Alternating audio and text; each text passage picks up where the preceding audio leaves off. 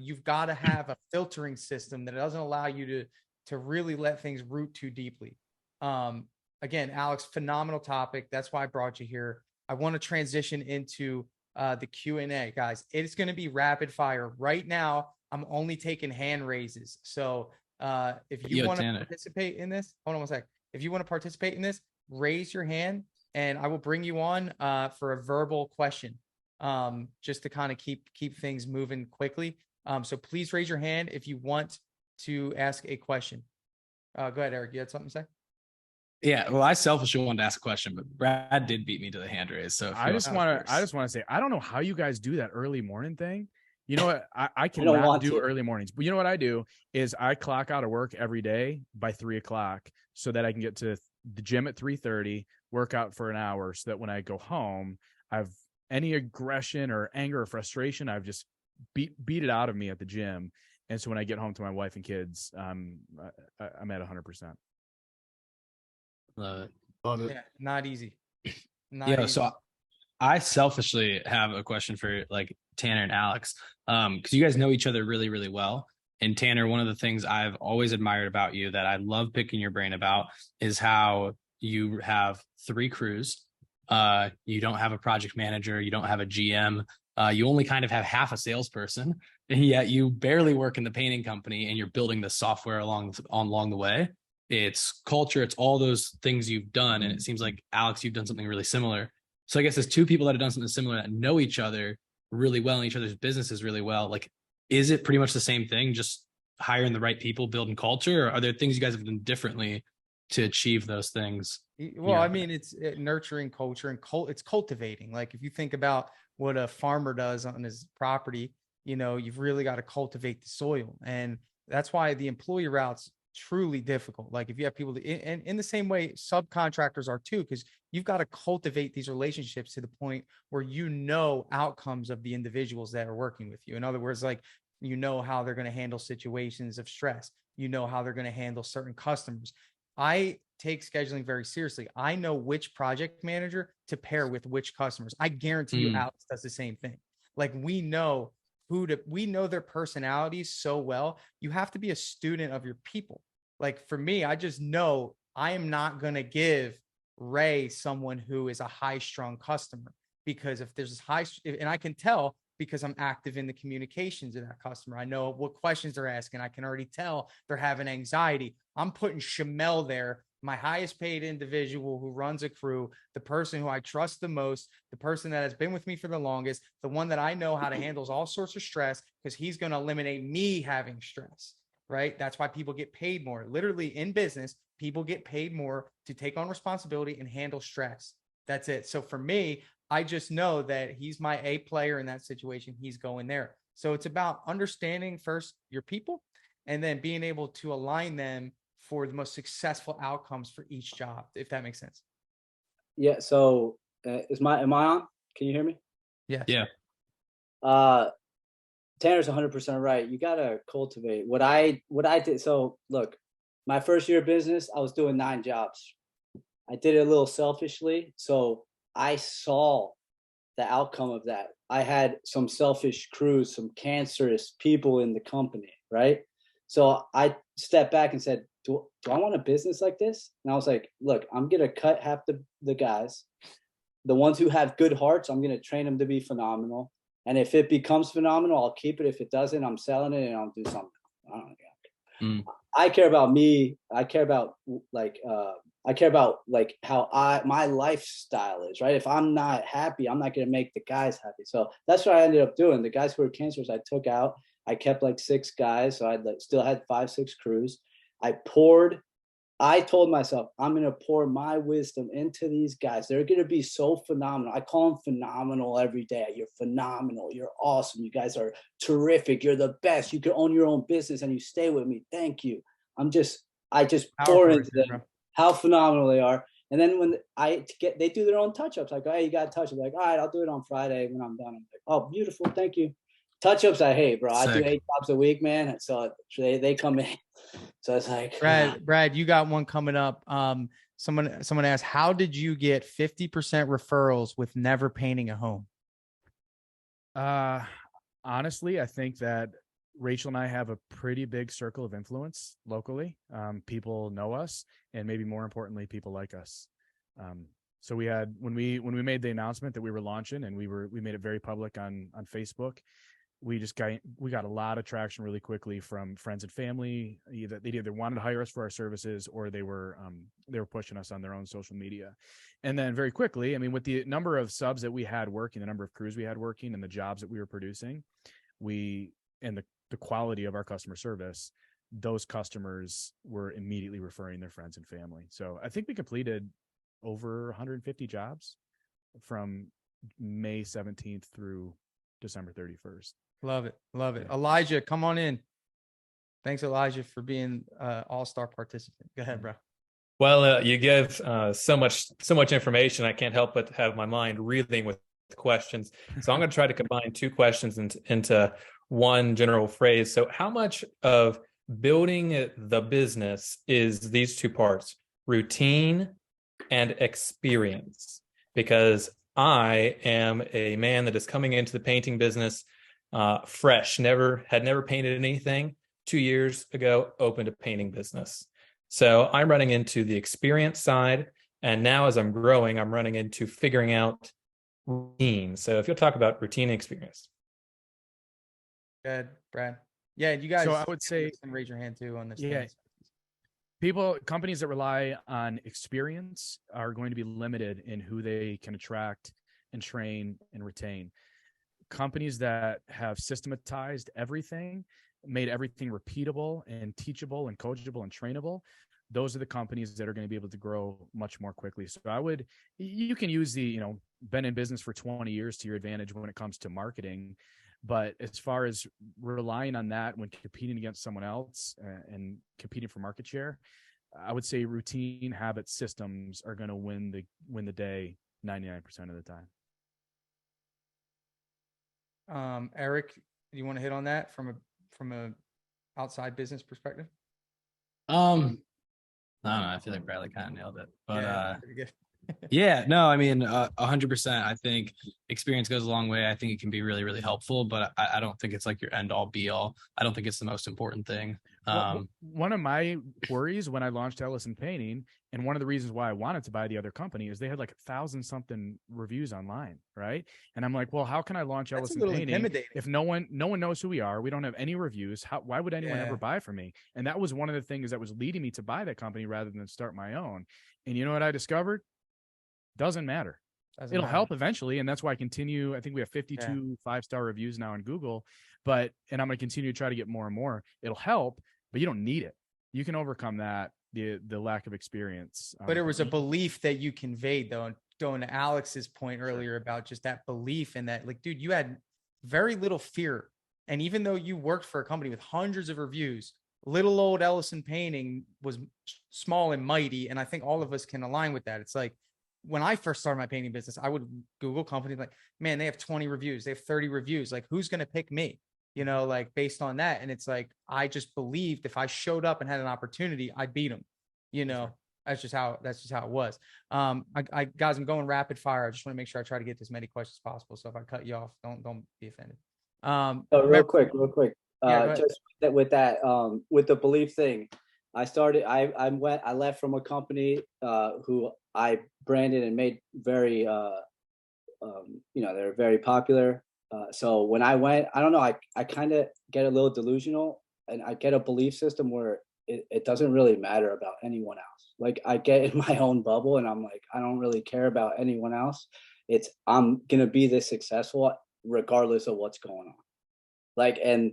But as a good person, I'm unapologetically like, here, what's up? I'm coming for this in a great way, good energy, but I'm not like, the only thing that scares me is my own thoughts in my head about stupid things.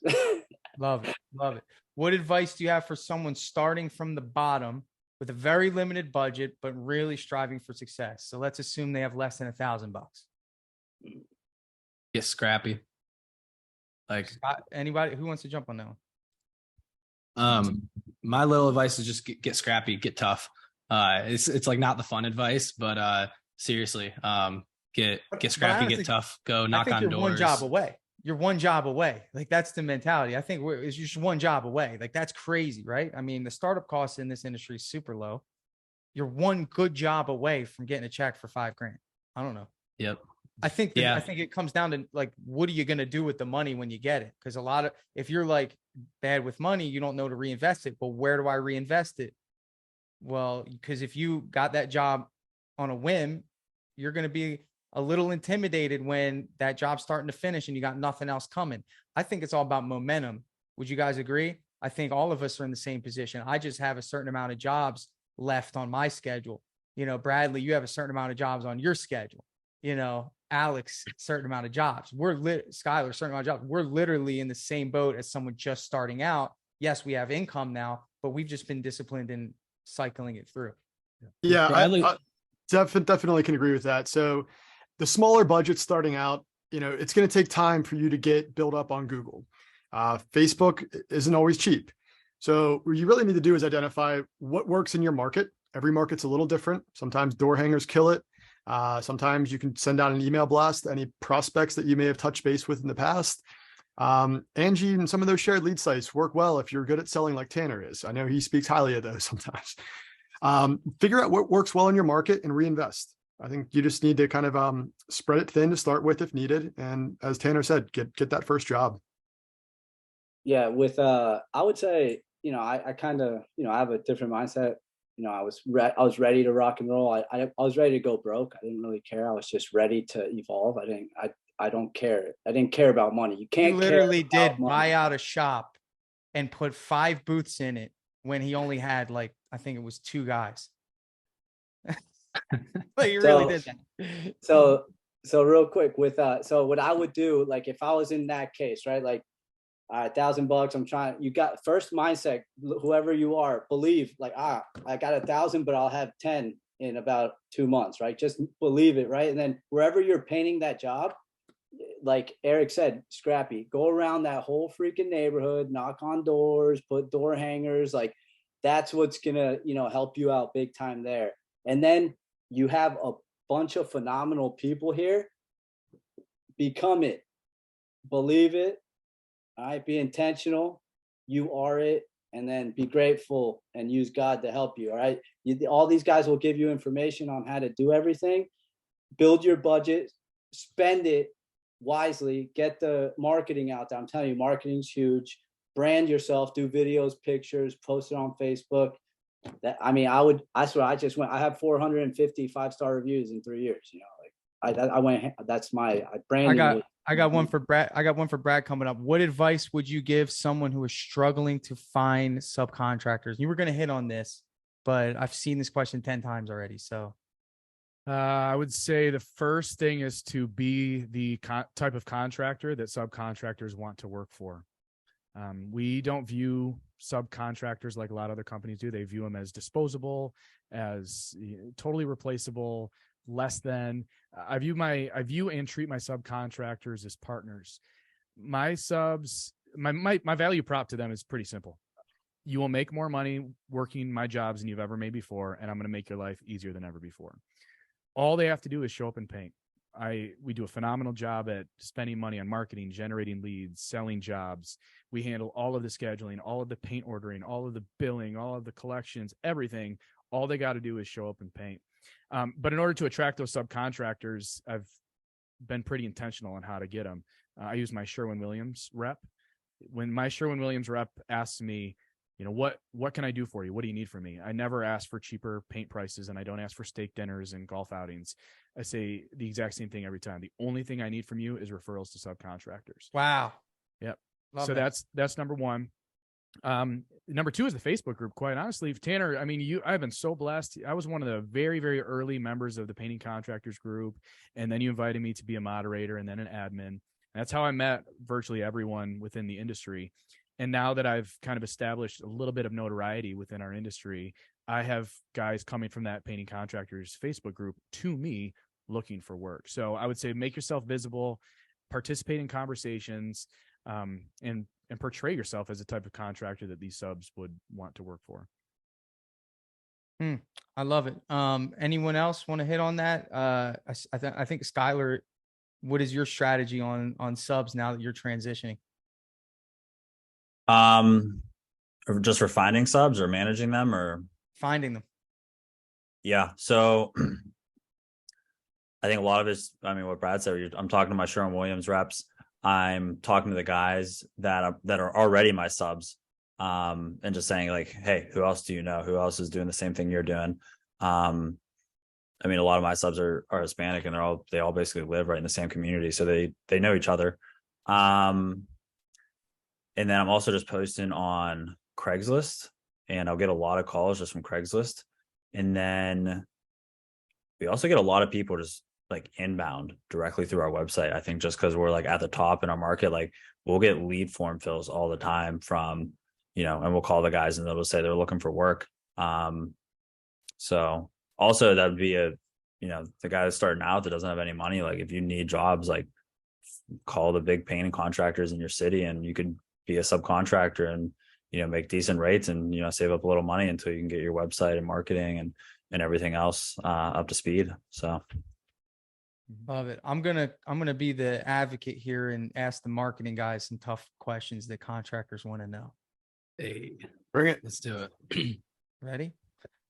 If I hire you and I pay you, and you don't produce leads for me, what happens then? In other words, like what if the lead flow isn't what's promised? What if the results aren't as promised, Eric? You want Eric, you want to take that one? Yeah, So I got a lot of hot takes on this. So specifically, you're saying if the lead flow promised was not delivered. Yeah, agreed. I mean, there's always a lead flow promise. There's an average, right? There's a certain it's a tricky one. It's a tricky one for me because I don't like to focus on lead flow. I like to focus on ROI. I've had so many people that didn't get many leads, but they were setting appointments and selling like almost like 80% of them, and there's weird markets and different things going on. So I try not to focus on that, which makes it a tricky one. I think ultimately, like, honestly, the best advice to give to the painter, if it was painter to painter, would be at the end of the day, you have to take extreme ownership over all of it. This is not what I would say as the marketing business owner, but if I was the painter, take extreme ownership over all of it. Success comes down to you. It's on you. It's on you to figure it out. It's on you to work with your marketers. It's on you to give advice where it needs to be. It's on you to reach out, ask for help, ask what you can be doing, figure out the sales process, figure out what else you can be doing, etc. I think that's really the only way you can operate in business rather than just blaming a bunch of other people. Yeah, Alex, what's up? He's right. Eric's right. So I have a guy, he's actually, anyways, but he does my marketing on Facebook and Instagram, but I hired someone to professionally do before and afters and videos and make my social media phenomenal. Like if you're going to use social media, or your website or something for marketing, like you better make it look good, right? These guys aren't magicians. Like if you're using the Google, your website looks like crap. What they're going to go and be like, I don't want to use these people. Or your Facebook, you have a before and after that looks like a 1980s camera took it. Like, what are you thinking? Like you have to, it's like you're meeting in the middle. Hey, what do I need to do to make you better? That's what I would say in terms on my end, because I talk to my guy a lot. I go, and he said, hey, do these reels. These reels are working big time on this and that. We got to elevate to this. This is the algorithms are going towards this. We got to start. So like, you got to work with them just like you work with your, subcontractors or anyone else, because that's kind of what it is. You got to be there with the team, and accountability. No matter what happens in your business, it's your fault. So that's what I believe. No matter what. That's awesome. Yeah, so that's good, Eric. I got a few talking points on this, if you don't mind hopping in. Well, you're next. Good. So there's a few things that I really like to focus on here. First of all is expectation setting. Anytime we talk to a new client, we turn away about 2/3 of business. So if you make it to our sales call past the initial discovery phase, you are part of the 1/3 minority. All right. So I'm not going to take your money. I'm not going to promise you the world. We're going to discuss exactly what you can expect up front. If we identify that you're a good fit for us and we're a good fit for you, then we're going to give you our time. The second is quality over quantity. All right. So as what Eric had stated, your time is money. So any marketing agency that's going to promise you guys, guaranteed X amount of leads a month, run. Because the problem is the quality of those leads generally is not going to be high. And at the end of the day, would you rather have 10 leads you can close or 50 leads and only closing 10 of those leads? I would rather save you the time, deliver 10 high quality leads. So at the end of the day, you can focus on what's more important, and that's growing your business. And finally, you get out what you put in. So to Alex's point, we give our clients 2 homework items every month, and that is delivering reviews. That's something that we cannot capture. We give you the tools and the resources and the training for that, but that is still on our clients to produce. And the second is media assets. So we can go purchase all the stock images in the world, do a great video for your campaigns out there. But at the end of the day, it is Google looks at unique media, and that's what it ranks. So you get out what you put in. We build the car, you supply the fuel. 100%. Good. Thank you for the honest answers. That's just honesty. I mean, there's nothing better than that. What's up? Last little thing I'll add in that, guys, if you think about every single non-marketer that spoke, right? What was a common theme? They all spoke about marketing and their involvement in it. They were involved in it some way or another. So the biggest thing I say, like, tie all that together as well. Like, you want to make sure some of those things are being hit. Like, you have to be involved. And that's like not the popular thing. That's not the sexy thing. That's not what a lot of the marketers are saying. But if you just want to pay somebody money and have them provide you leads, like, dude, go to Home Advisor. Like, we've started turning away people that just don't want to be involved at all. The reason Bradley crushed it in the first couple months with us was because he had marketing knowledge. He had some of these skill sets and he was super involved.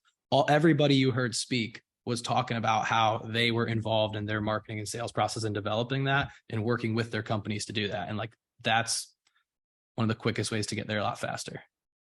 Love it. Love it. All right. So I'm in the startup stage, got my license last week. What should I focus first? That's a loaded question. Brad or Skylar, you guys want to jump in on that one? Sales. Sell jobs, then figure out how to produce them. There you go. Sell the jobs. And I think that's a crazy misconception. It's like, well, I don't have anyone to help me. It's just sell as many jobs as you can. And then you're a lot more motivated to find help when you have work, right? I think that's the key. I was going to say, if you got a job, you'll get your butt out there to find someone to do it. That's right. That's right. Okay. You'll sit there and worry about it. I got a Dripjobs question. Does Dripjobs have built-in estimating templates and does it handle crew scheduling? So I get asked a lot about production rates. We just don't have it yet. We'll have it at some point. It's just we're actually building something different. It's called a profitability calculator, and I polled the group, and I just generally know this knowledge that a lot of us aren't using production rates. I don't think, Skylar, you don't use production rates, do you? No. Brad, you don't either, do you? I don't even really understand what me production either. rates are. It's very complicated. I'll be honest. It's super complicated. But it just takes so much time. Like, you got to measure everything. Really, production rates are good for big companies that want a systemized structure for estimating. For me, I think all of us can identify how long a job's going to take, how much time that's going to be for our guys, how much that's going to cost, how much materials it's going to be, what's the high end, the low end of that, and what material cost is. And then from there, identify what profit we want to make. So we're actually building something a little bit interesting that will allow you to calculate all that stuff on the fly and adjust your line items to ensure that whatever profit margin you want to hit is how you price your job. So we're actually going the other way, which is going to be a lot easier. So that's to answer the estimating template. What software are people using that works well with Dripjobs? So our vision is for there to be very little software that you would need in excess of Dripjobs. But I'll tell you that for me, I'm using QuickBooks Time to manage my employees' time clocks. We're actually working on an integration for that. So we'll be able to pull in those timesheets and automate your job costing. The second thing I use is Company Cam. If you guys are not using Company Cam, Alex, I just sold Alex on it yesterday. He does not like adding. Sell me on things. Yeah, it's very hard to get Alex involved. If you are not using Company Cam, it is one of the best apps out there. Bradley actually introduced me to it, I think. Open Phone. Awesome job, right? Brad. Yeah, awesome job. Open Phone is a cloud-based phone system. So this is good for you guys that are answering your cell phone. Let me make a point on this and then I'll pass the ball. Okay. When you sell your business, because that should be your vision, to always build a business in the direction of if you were to sell it, are you going to have to give up your personal cell phone to complete that transaction? And if the answer is yes, then, that's not a good thing. Okay. That's your personal number and no one wants your cell phone.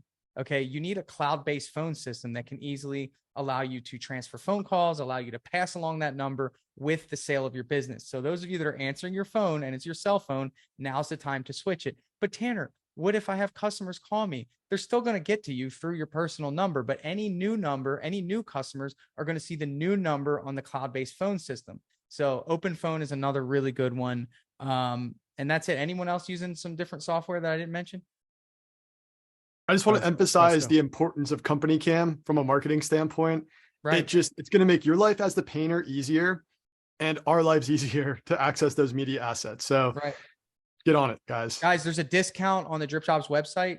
There's an Our Partners link. So go to dripjobs.com, hit Our Partners, and you get 3 months discounted. All right. So what strategies can a painting business employ to ensure long-term customer retention? Could closing deals quickly and charging premium pricing be a viable solution that yields positive results across the board?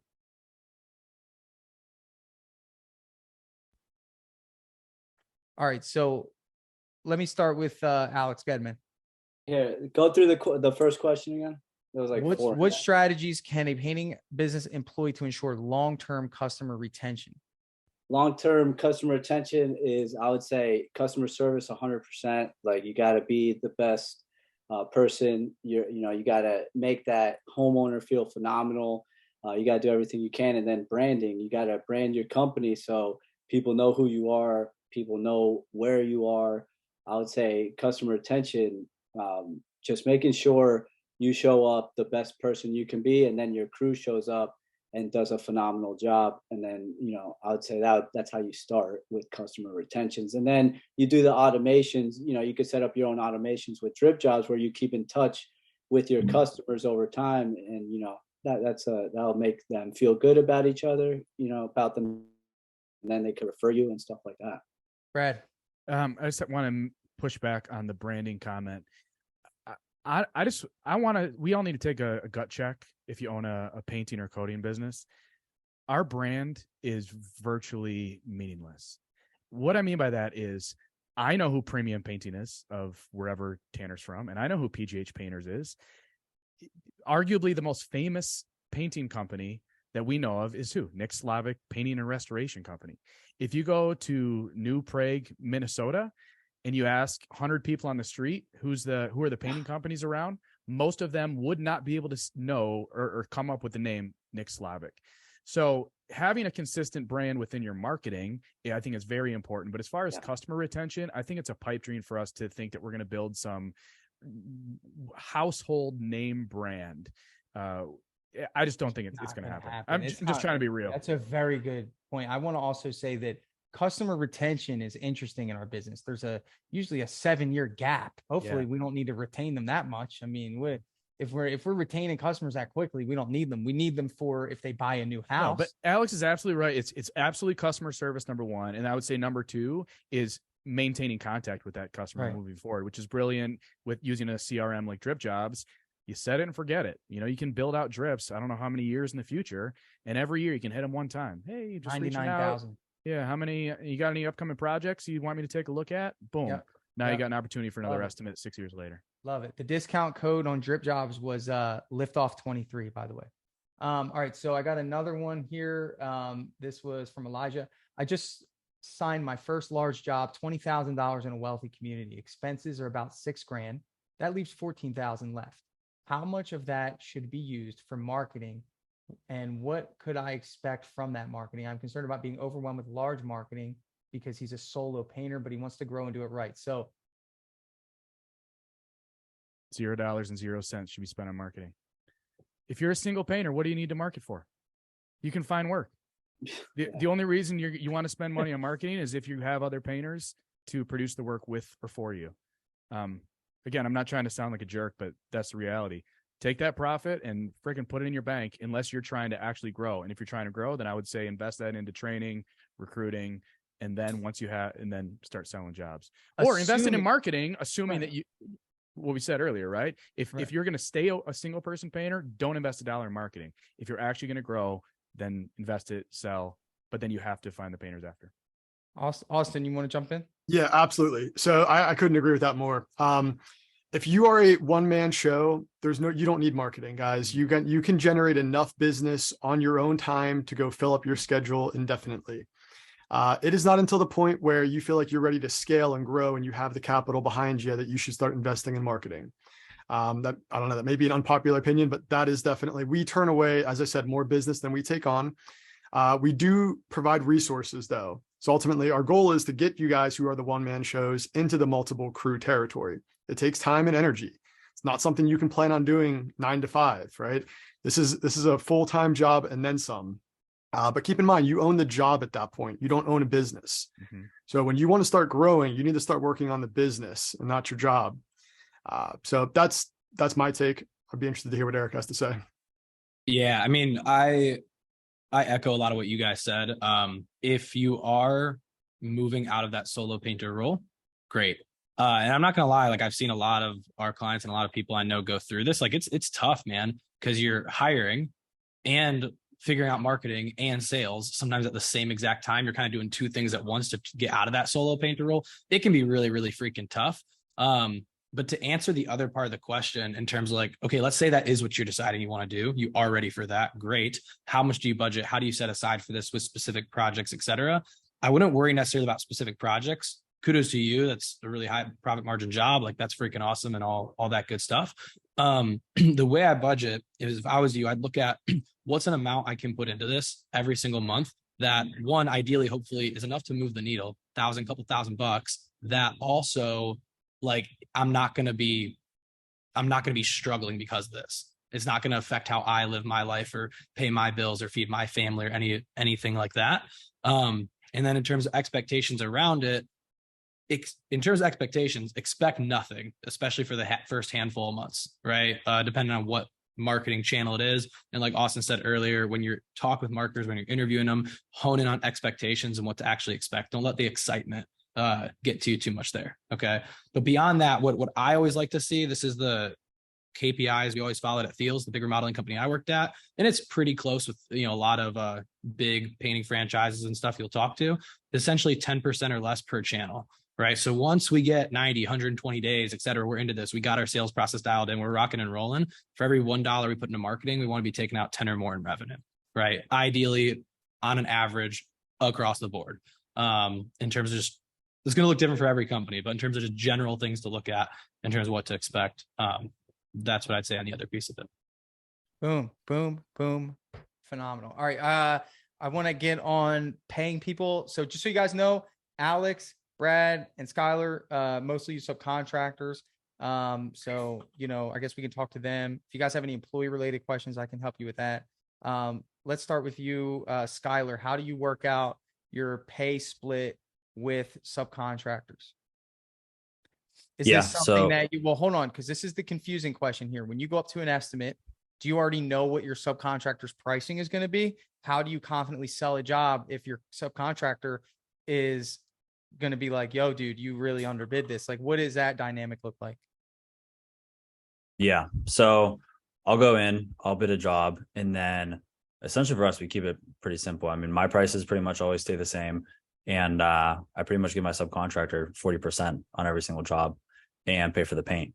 And as long as my rates are the same across the board, they're always getting the exact same payout every single time. So I know if they're happy with the first job we do or the second job we do, they're going to continue to be happy with us in the future. So it's not like this ongoing thing where every single job I'm sending him photos and we're renegotiating. If the first job went well, he's happy with the pay. We're good to go from there. So, and I try to be on the higher side for all that stuff. So yeah. What about you, Brad? Yeah. So what we stress to our subcontractors when we're bringing them on board is that most of the jobs that we sell are going to be, with the split that we give them, is going to be a home run. So we do a little differently. I don't build the price of paint into my estimates, as you know. So if I sell a $10,000 job, that's $10,000 in labor. For the crews that started with me year one, to reward them, I was paying them 55% of that. Ellison Painting kept 45%, and then the customer paid for paint at the end. what that numbers looked like when you add everything in. It was about a 48% to the crew, 40% stays with Ellison Painting, 12% goes to materials. So what I tell them is like most of the jobs are going to be home runs. They're going to be very profitable. Some of the jobs are singles and doubles. And what we ask them is, when you get the single or double and you're not making $100 an hour like you were at the job before, just know that the home run's coming up later. So, you scratch my back, I scratch yours. But we also give them the freedom, because I'm certainly not perfect.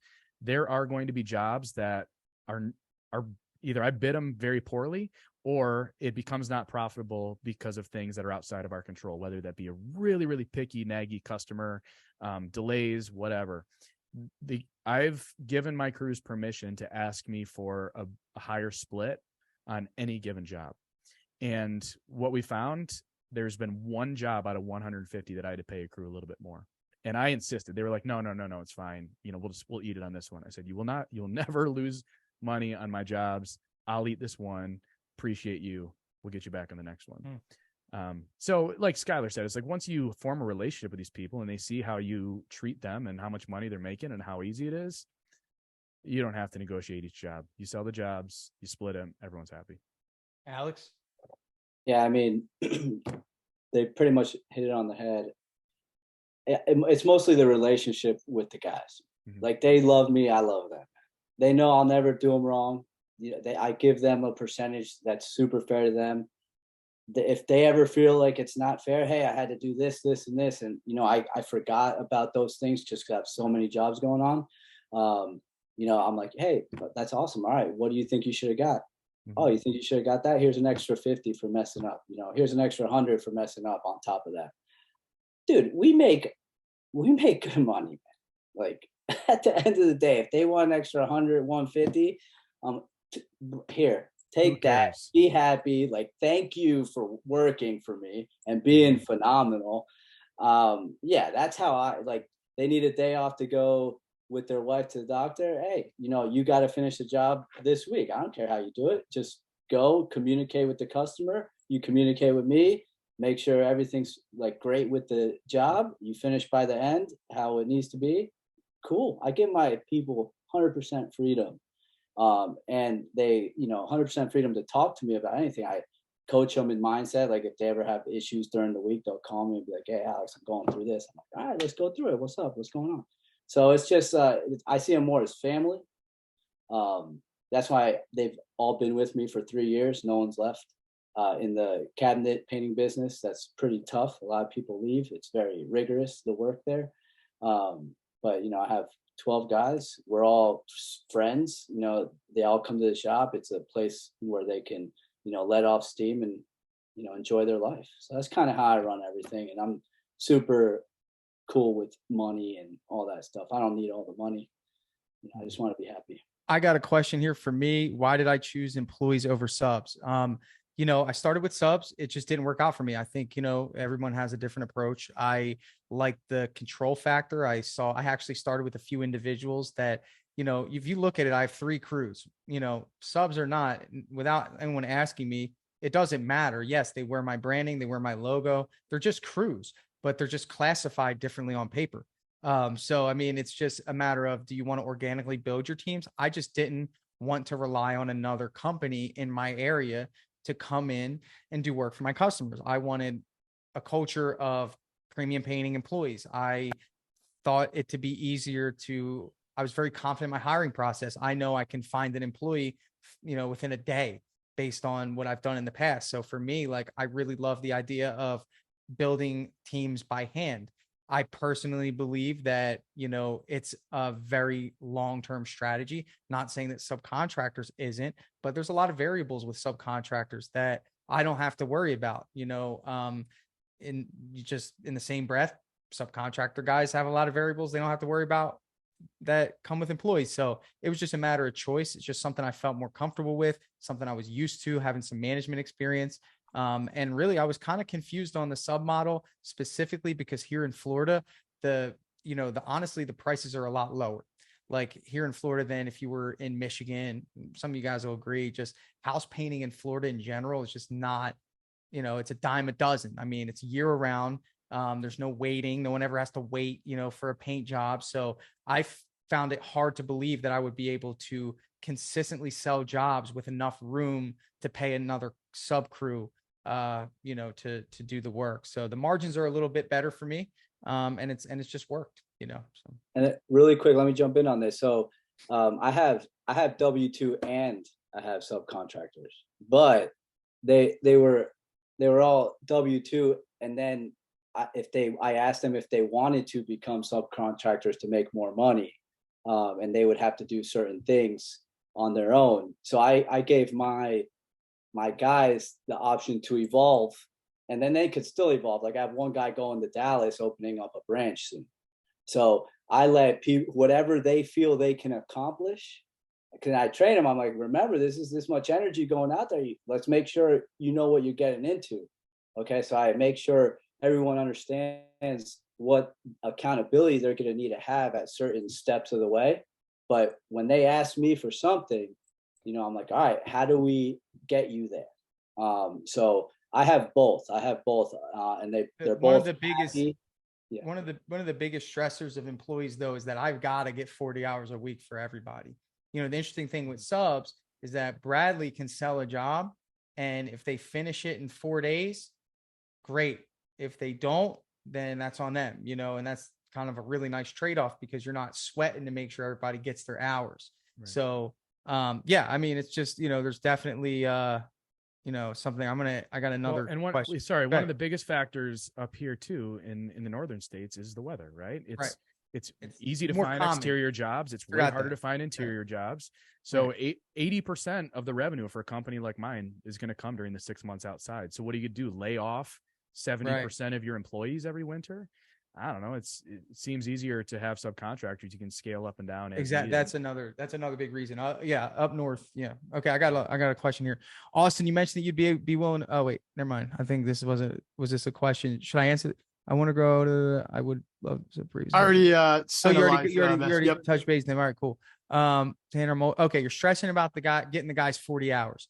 Really, again, in the same breath, if Brad and Alex and Skylar don't have jobs for their subs, the subs aren't going to just sit around. They're going to go find somewhere else to work. Naturally. So it's about staying ahead of the curve. I just have to stay ahead of my employees' schedule. I just got to make sure. And, what's really, interesting is it's just the same. Like, I've got to make sure that there's marketing. I got to make sure that there's, a constant flow of appointments, estimates, to ensure that happens. So, hey, Tanner. Yeah, real quick. With my W-2 guys, I still, it's by week. So I'm like, I'm going to still pay them a certain salary per job, and they can finish whenever they want. And then it just goes there. That's how they're paid, compensation wise. So I don't have to find them 40 hours. I just have to find them a job.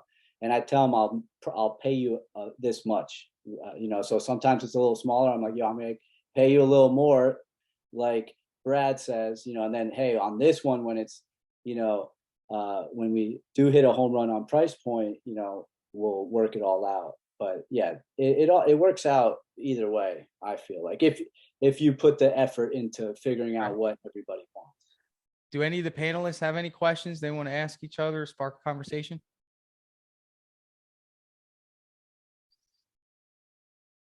All right, guys, we're tapering down.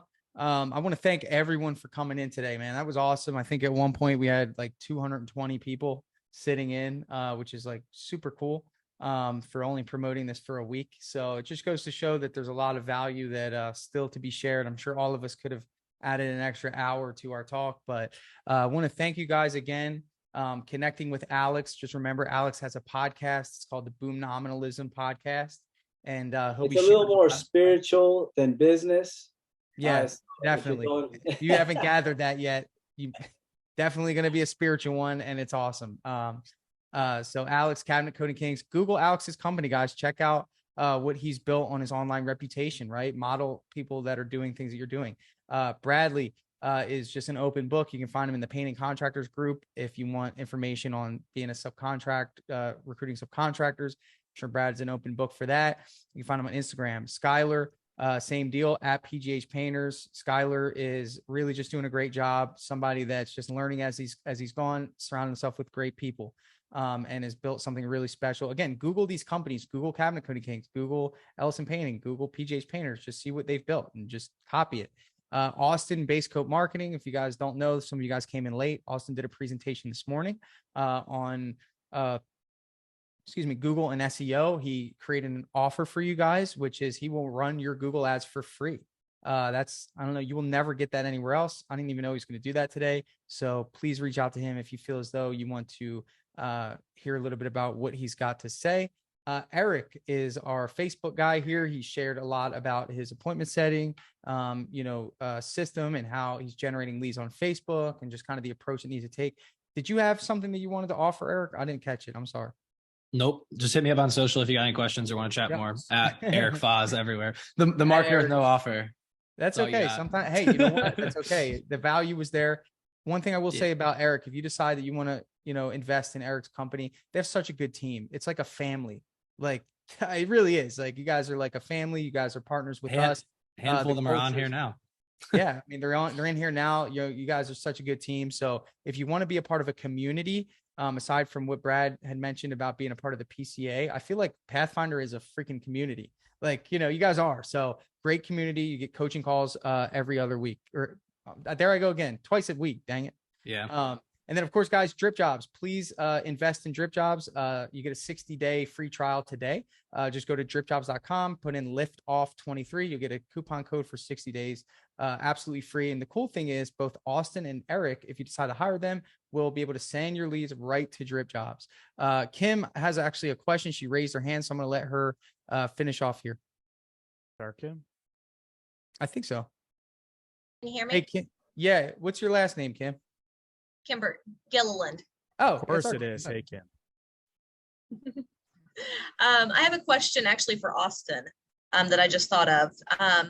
When you were talking about the website earlier, you were mentioning having pages for like the locations or the areas that you're working in. So for instance, I'm in Oklahoma, and even though I live in El Reno, most of our business is in Edmond, Oklahoma, which is about 45 minutes away. And so I never thought of having specific pages for those areas that we're working in. And so my question, I guess, is more of a technical question. On our website, would I just create pages like Red Tulip Designs / Edmond, Oklahoma? Or would it be like a hidden page that I would click on? That's what's been kind of rattling in my head here. So what I'm going to do is I'm going to send you a client site of ours that you can take a look at.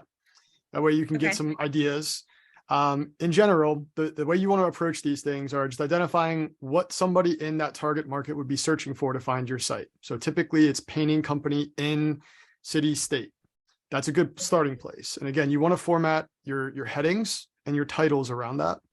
The rest of the content will flow together. But again, I'll send you an example of what a location page looks like, how that differs from a service page. Your service pages are going to be very geared towards the service you offer and light or sparse on location-based content. That strategy, and again, your location pages, you don't want to hide those. You want those to be featured. They should be up in the nav. We usually put them under a service areas tab. And that's going to be, other than your homepage, the second most important page on your site. Okay. I just had a question and it just flipped out of my head. What about cabinet refinish? That was my other question. Because ours is just specifically cabinet refinishing or cabinet painting.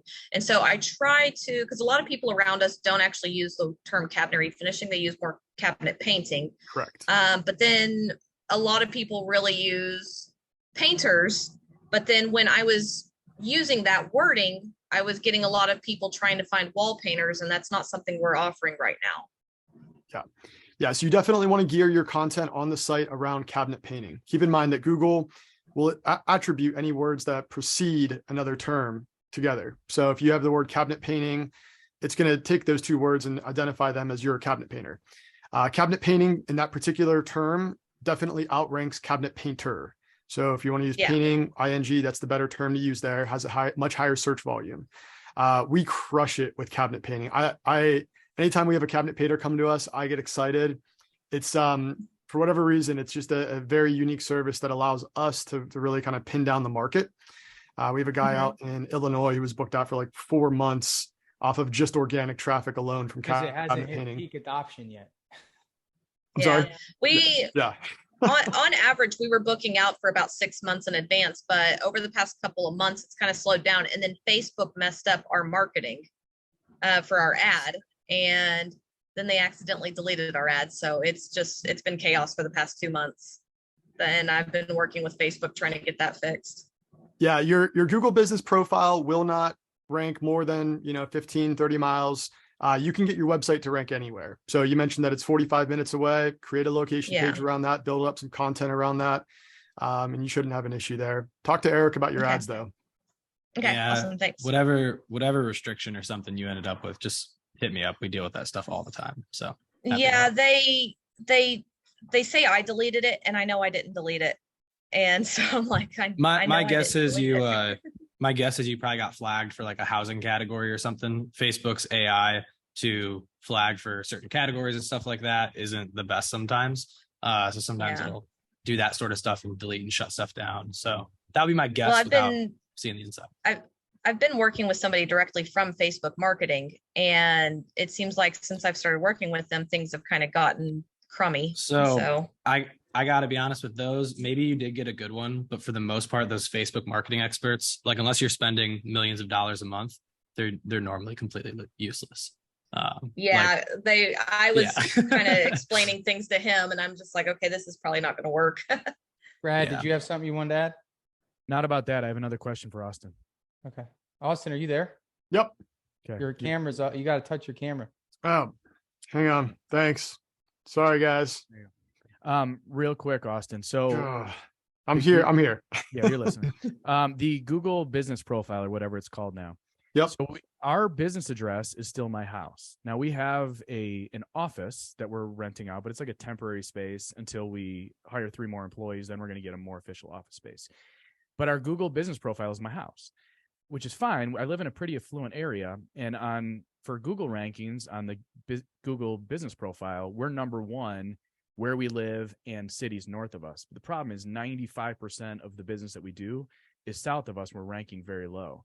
So would you advise like getting a PO box or something, and like an address where we have our business address centrally located to where we want to show up top? I mean, what are the strategies there? So your Google business profile, the only way, again, the proximity is the biggest ranking factor there. Yeah. So in order for you to get that ranking in an area that you're struggling with, especially if it's a high density area, you need to move the address, and you need to be careful about that though, because Google will suspend your account. Tanner's very familiar with that process. So what'll happen is you want the business documentation. As long as you have business documentation to support that, you can get any suspension lifted. So what I would recommend you do, you can't use PO boxes. Google will not allow that. What you can do though is virtual address or shared address. Now, shared addresses, you got to watch out for. There's some spammy guys out there that'll have a house and they'll have 500 PO boxes or 500 units at their house, and Google catches on to that. So you want to make sure it's something that you're paying for that's a legitimate, post office box, but without the PO in it. So when we move to our official office, which is more centrally located where we do business, we should absolutely change our business address to that. Yeah, just make sure there's 2 forms of documentation that you need to make that update in the event that Google penalizes you. And that's legal documentation. So something like business insurance, business filings, anything that's not a recurring bill. And then you also need a utility bill. Okay. So the easiest way to do that is just to update your business insurance with your new address, get that paperwork in the mail, and then go update your cell phone bill or something. It just needs to have your business name and the address on it. From there, go update the address. They're going to send you a postcard. You verify that. After that, there's a 50-50 chance that Google flags that. In the event that they do flag it, you just simply upload that documentation and they'll put it back online for you. Brilliant. Thank you. Beautiful. Somebody said for $100 a month, Regus is a national company. You can get a mailing address and use their common shared space with Wi-Fi break room. I'm sure Austin, if somebody wants to chat about that, I'm sure Austin will be able to to jump in. All right, guys. Well, thank you so much again. We're gonna head out. Appreciate all of you. This recording will be on the Contractor Secrets podcast, and then eventually I'll get a video out at some point for you guys to rewatch it. Again, Skylar from me, Skylar, Austin, Brad, Eric, Alex, and of course Zach not being here, but just so thankful for you guys for sharing your wisdom today. I'm sure you guys could have made a lot of money today, all of you guys, but you decided to opt out and give back. So that means the world. I'm sure it'll come back tenfold. We were making money today, man. I got guys working. Very true. Appreciate you. Thanks, Tanner, so much. Thanks, Tanner. All right, thank you guys. Take care now. Thanks, Cheers, guys. You're the man.